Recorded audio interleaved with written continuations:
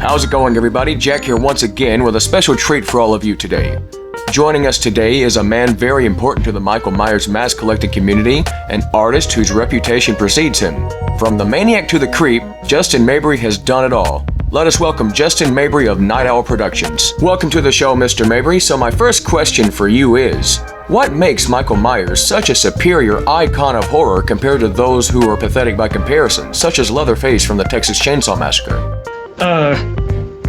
You're not interviewing Justin Mabry, Jack. It's Colby Jones, a Leatherface guy. Excuse me? It's Colby Jones, the Leatherface guy. You know, you were supposed to have me on today. Are you sure you're not Justin Mabry? I think so. I'm pretty sure.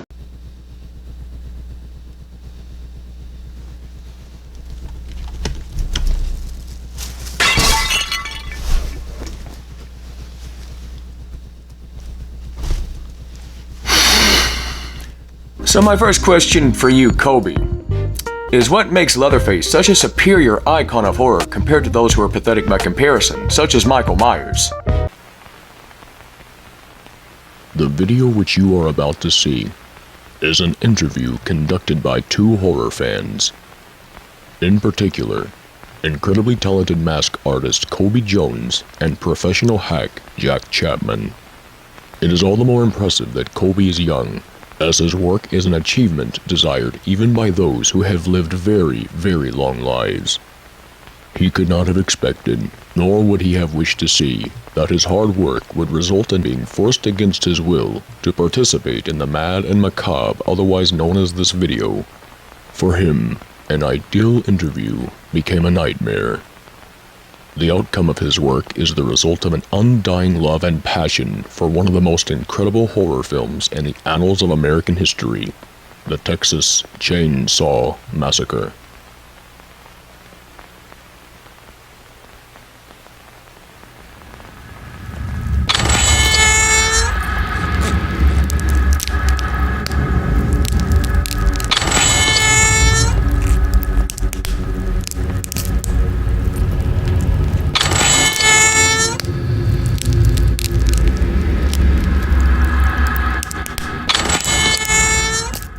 Hello again, everyone. This is the real opening of the video. Thank you for tolerating my foolishness.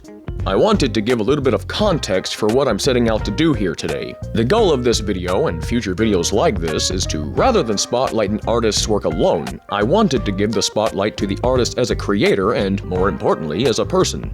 We should keep in mind that these artists are not soulless machines endlessly putting out product, and a lot of people seem to forget that.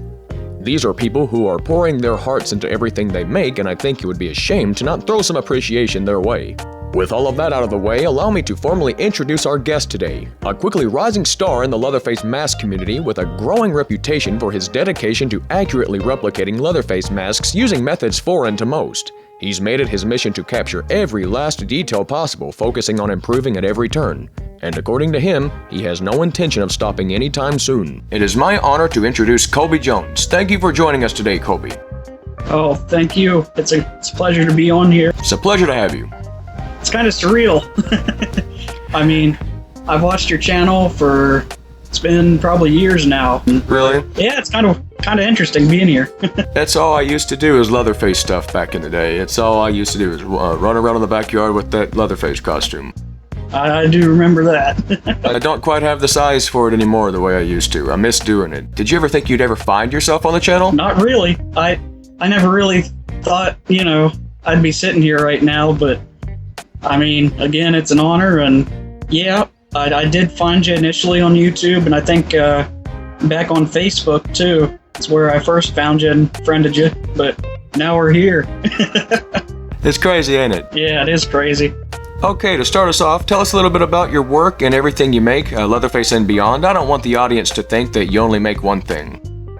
Well, of course, it's probably obvious that I make Leatherface masks. I mainly focus on replicating the 74 masks, and I like to remain pretty screen accurate, so Pretty Woman, Killing Mask, and Old Lady. Other than Leatherface masks, I just make a lot of skin concepts, skin faces, and bone art. Just anything remotely having to do with the Texas Chainsaw Massacre. You've also dabbled a little bit in Photoshop, creating concepts for things that weren't seen in the original film, such as younger versions of the characters. Those are really cool. It's sort of my passion to do so. It's sort of like my own definitive timeline, like how I've envisioned things in my head. And I want other people to see it too. Stuff like that's fun. The what-if scenarios. What would this character look like young? What would this character look like old? Exactly. But you can pretty much narrow down a lot of your work from drawing inspiration from the Texas Chainsaw Massacre. That's where it all started. I watched the movie and I became infatuated. So, that started my whole mask journey. What got you into mask making? I've enjoyed Halloween and masks all my life. It's just something I've sort of had a enjoyment for. Masks have always been sort of an art form for me. I have not always been in the hobby per se of sculpting and molding and creating masks, but I've watched people over the years. Of course, there's the mass-produced stuff, and then there's the independent stuff, and I've particularly enjoyed seeing all the independent works people have made, and that's something that sort of developed into its own thing, and hey, I kind of want to do that eventually. When can I do that? I never could until, let's say, around 2018, when I got some money scraped aside, and I was like, okay, I kind of want to delve into this. Because all before this, I was an illustrator. So when did you start mask making exactly? How old were you? I want to say around 15 to 16. Oh, wow. 2018 really marked my beginning on serious mask making, because that's when I started sculpting and molding things. And I first started out rehauling Trick or Treat Studios masks, which I'm sure a lot of people got their start doing, especially younger people, because I don't know, that's just the cheapest option for people to do. I'm gonna get this mask, make it look a little better. A lot of people do that, and I did too. I didn't know what I was doing per se, so I relied on YouTube and other platforms to sort of guide me along the way. A lot of people get their start that way. There's no shame in that. I've done that a few times throughout the years, trying to touch up Trick or Treat Studios masks. Yeah. Back then, it wasn't as saturated as it is now, where every single person out there thinks they're an overhaul artist, and it's just... Exactly. Some of this stuff, I'm not hating on any actual artists, okay? I'm talking about casual people who have never done anything artistic in their lives, who are all of a sudden painting these Trick or Treat Studios masks and then selling them for $400 on eBay, and they just sit on eBay for the longest time because nobody wants it, because it's just put a a Trick or black Treat wash Studios over it mask. and resell it. That's all they That's do. all it is, a black wash to make the details pop a little bit better. They don't even bother re-hairing it or anything else. It's always the Myers masks, I swear. Always the Michael Myers masks. It's because they see these actual artists do it, and then they think, well, that's easy. It's easy, but it's not easy. You have to have the practical experience to do so. And if you don't, you're going to end up with a piece that's not worth the money, honestly. So you can credit getting into mask making to the Texas Chainsaw Massacre, essentially, right? That's what drug you into it all. The desire to create. Yeah. I'd say that's what drove me towards it. And of course, after my interest sprouted, I needed to touch up on things like, how do you paint a mask? How do you sculpt a mask? How do you mold a mask? So I relied on YouTube and asking around in various forums. What is your favorite part about mask making, and what is the most frustrating part? My favorite part about mask making is probably sculpting, painting, and doing all the finishing work. It's just sort of therapeutic for me, because I don't know, when I'm sculpting, my mind's kind of open. I'll have this whole free space, if it's quiet enough, of course. I have to be in a nice quiet space. I usually sculpt at night, so I'll turn on a podcast, or I'll turn on a radio station or something like that, and I'll listen to things, or I'll just sometimes just sit there and be in my own headspace. I know that's not always good, but sometimes you just have to think of what to do next. Right. And of course, paint and stuff like that, same deal. It's just you're painting a mask and then you're finishing a mask. It's not sculpting, but the frustrating part, I'd say, and a lot of people would agree with me on, is molding a mask and plaster, or molding a mask just in general, in whatever you want to mold in, because there's a lot of ways you can mess it up. Like, there's so many things that can happen when molding day comes around, and you can either break your mold, not mix the plaster right, or who knows what will happen. You can drop your mold. I know lots of people have had that problem, but yeah, it's sort of a win or lose situation. You gotta do it right, you gotta hit it on the head. It's easy to do once you get the hang of it, but there's always a room to mess up. What drives you when it comes to mask making? Is it a desire to create, or is it a desire to replicate, which is arguably a harder task? Well, I'd say a little bit of both, but I do enjoy replicating, especially these 74 masks, which I've spent over a year trying to get right. And especially the pretty woman you have there, that's one of my closest so far.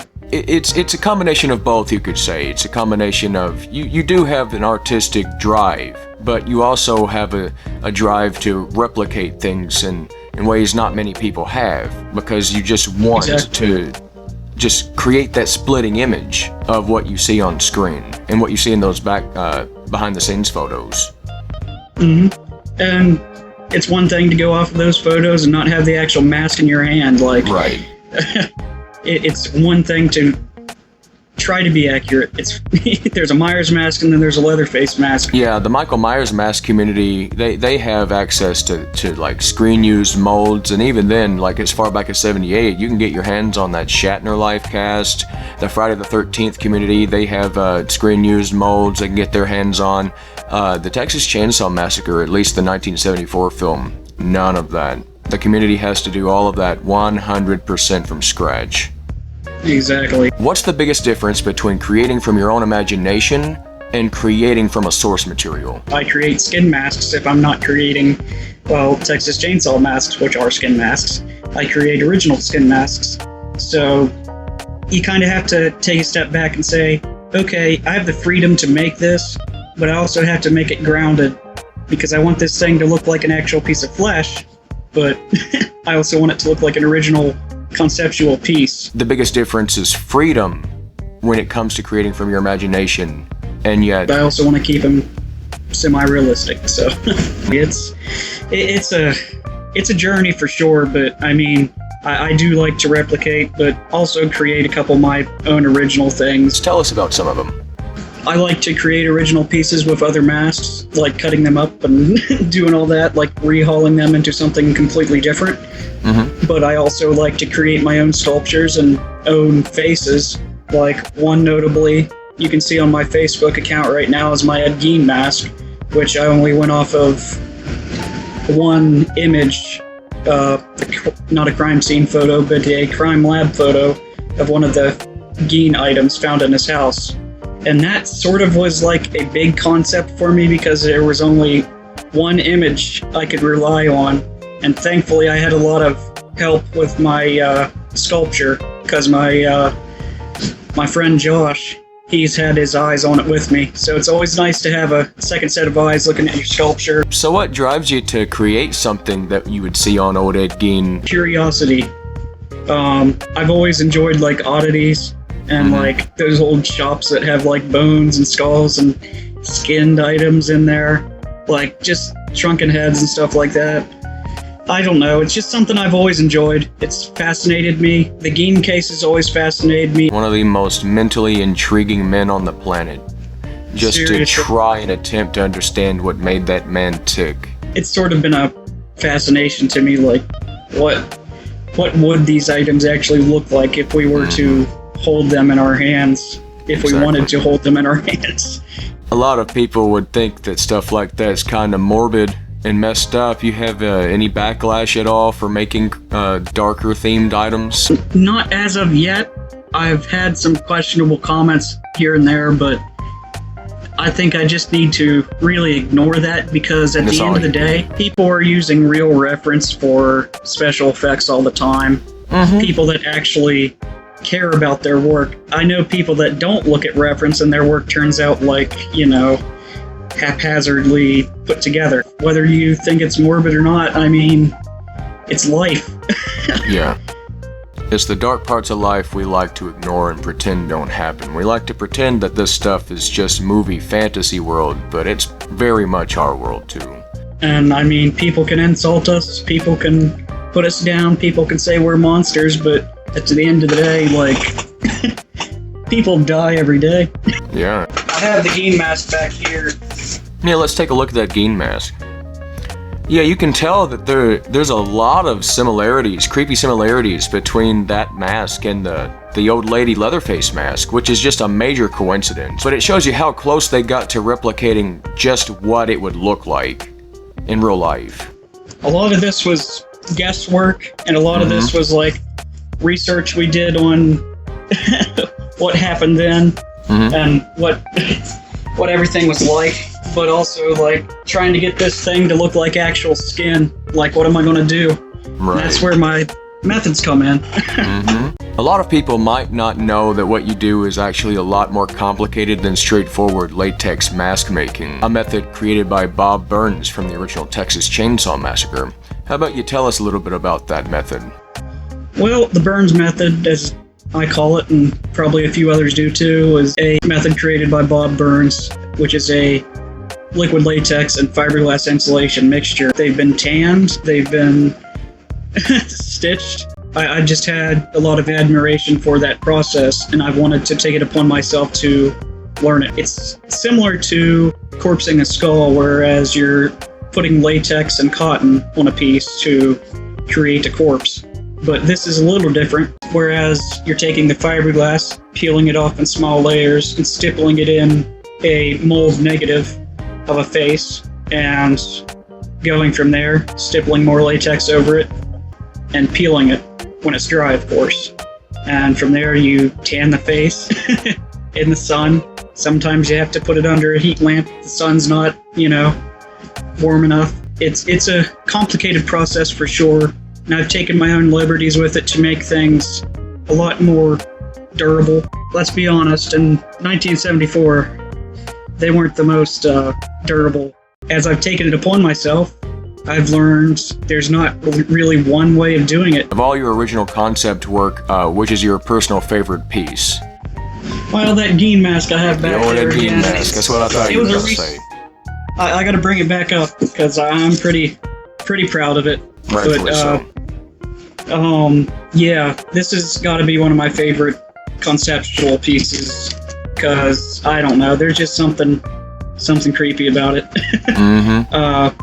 Down to what I did with the flesh, to the sculpture, to the wig, and it being in a full head scale here.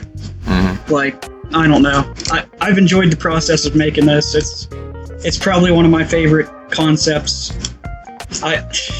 Believe it or not, I actually kind of want to hang on to it, but this one's going to be going out to my friend Josh. What makes the Texas Chainsaw Massacre so worthy of admiration compared to other franchises, such as Halloween? Leatherface is just grounded in realism, and I appreciate that, and that's, I think, where my appreciation to the masks come in. Something about the Texas Chainsaw Massacre is so much more realistic, and a character like Leatherface is so much more realistic. You could encounter a family like that out in the middle of nowhere. You're never going to encounter a supernatural deity like Michael Myers or Jason Voorhees. Yeah.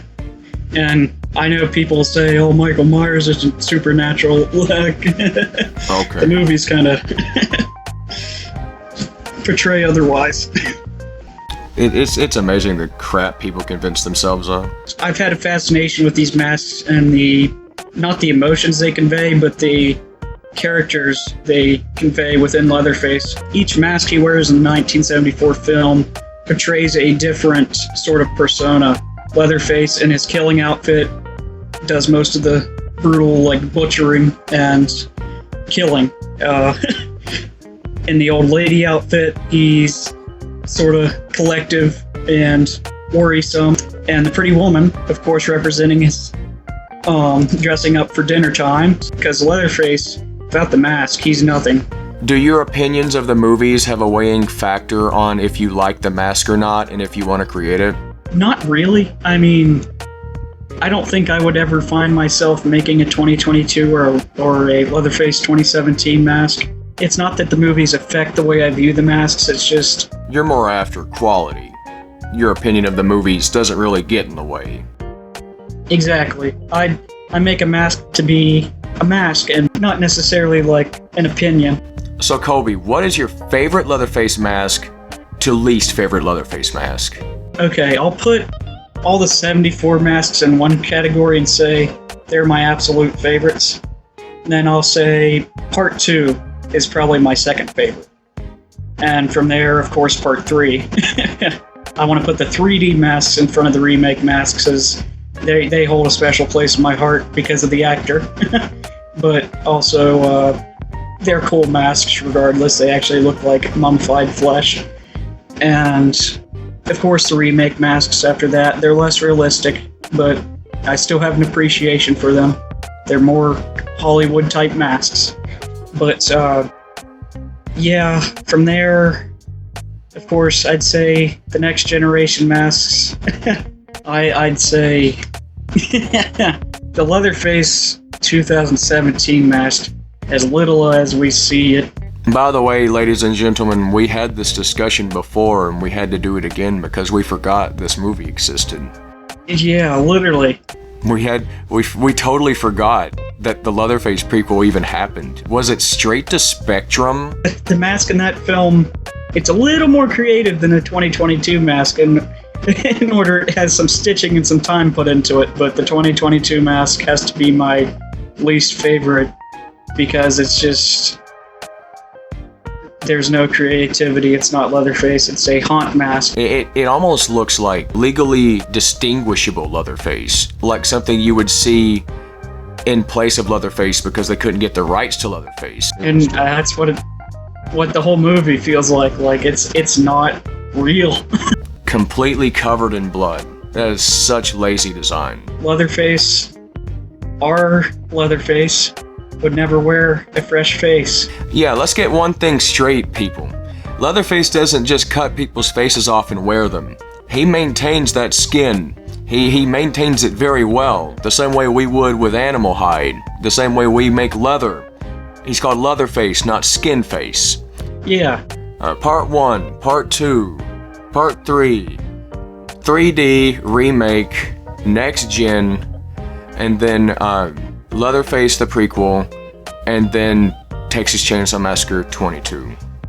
Yeah. I gotta agree. I think that's exactly my ranking too. I'd probably might put the remake mask a little higher, just slightly. In your own words, describe your love for the hobby and the community involved in it. I've always had an appreciation for it. Even when I was little and I didn't realize I'd be here, you know?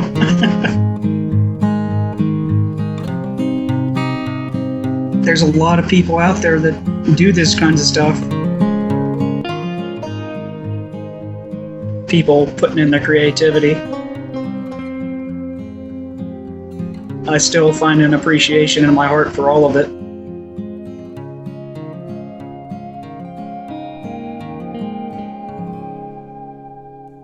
Now, over the years, people have done a lot of replications, and I'm trying to archive those. I'm trying to build a website for the appreciation of Texas Chainsaw masks and their creators over the years. Tell us a little bit about that archive. The archive is just archiving people and their masks over the years, like Texas Chainsaw masks specifically.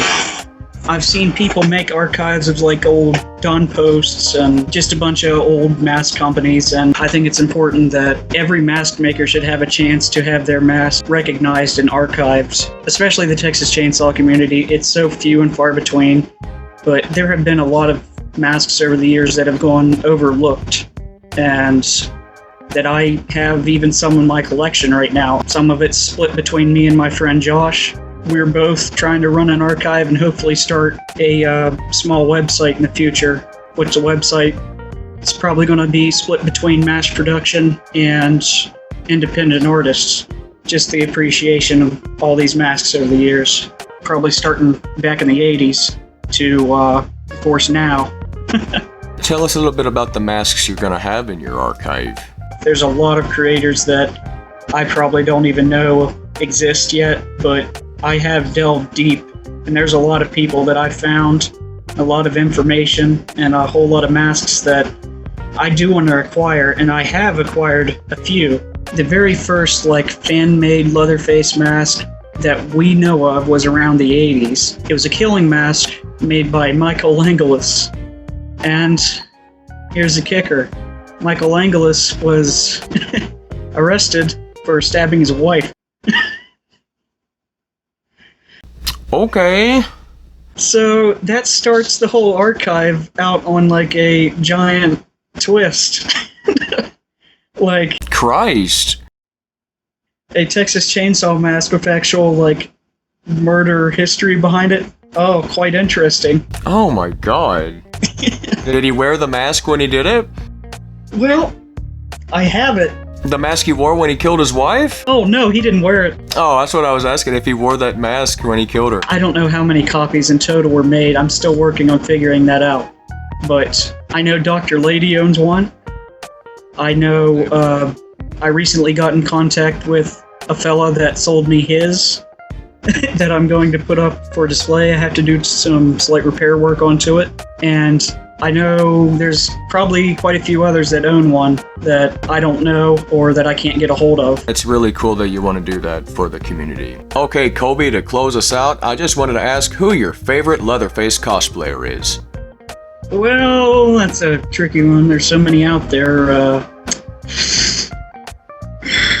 Let's see. I can ask again if that would help. I'd say that Jack Chapman guy, you know? That is a great answer, Colby. I agree. Well, that'll close us out. I appreciate your time, and thank you for being here. Oh, absolutely. It was my pleasure.